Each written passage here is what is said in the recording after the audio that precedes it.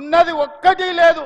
ఈ రోజు ఈ ఖమ్మం జిల్లా నుంచి రాముల వారి సాక్షిగా నేను చెప్పదలుచుకున్నా, ఆనాడు 10 ఏళ్ళు తెలుగుదేశం, మళ్ళీ 10 ఏళ్ళు కాంగ్రెస్, ఆ తర్వాత 10 ఏళ్ళు బీఆర్ఎస్, ఈ 10 ఏళ్ళు మనది పేదల ప్రభుత్వం, ఇందిరమ్మ రాజ్యం ఉంటుంది. ఆ 10 ఏళ్లలో దేశంలోనే నెంబర్ 1 రాష్ట్రంగా తెలంగాణ రాష్ట్రాన్ని తీర్చిదిద్దుతాం. రేపు జరగబోయే ఎన్నికల్లో 23 డిసెంబర్లో అధికారంలో నుంచి బీఆర్ఎస్ ను గద్దె దించారు. 2024 పార్లమెంట్లో గుండు సున్నా ఇచ్చి బొందబెట్టారు.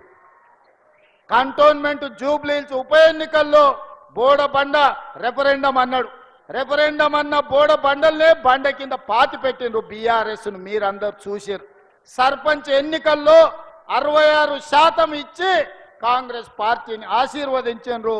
రేపు జరగబోయే మున్సిపల్ ఎన్నికల్లో కూడా అత్యధికంగా 70% పైగా ఏ విధంగా అయితే ఖమ్మం సర్పంచులు 70% గెలిపించిండ్రో రేపు కూడా ఈ ఎన్నికల్లో గెలిపించాలి. మనమందరం కష్టపడాలి, కాంగ్రెస్ పార్టీ జెండా ఎగరేయాలి.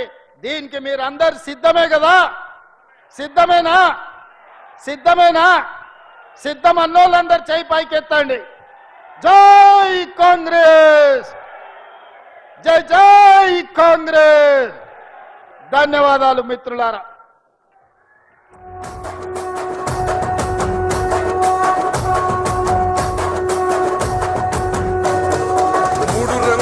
జెండా బట్టి సింగమోలే కదిలినాడు ఒక్కరో కాంగ్రెస్ సూర్యుడు, మన రేవంత్ అన్న నిగ్గదీసి అడిగే మునగాడు.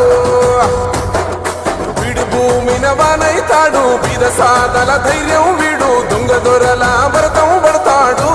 మన రేవంత్ అన్న పేద ఇంటికి పండుగ తెస్తాడు. సోనియమ్మ దివెనతోని రాహులన్న సైనికుడయ్యి పెద్ద కొడుకై యుద్ధం చెయ్య సిద్ధమాయే రేవంత్ అన్న.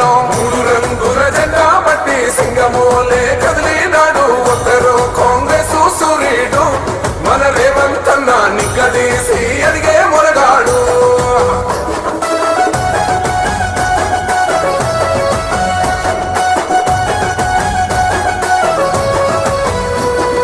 దాడులెన్ని జరిగిన గాని దడువలేదు రేవంత్ అన్న, గంతకంతా ఎత్తుకు ఎదిగ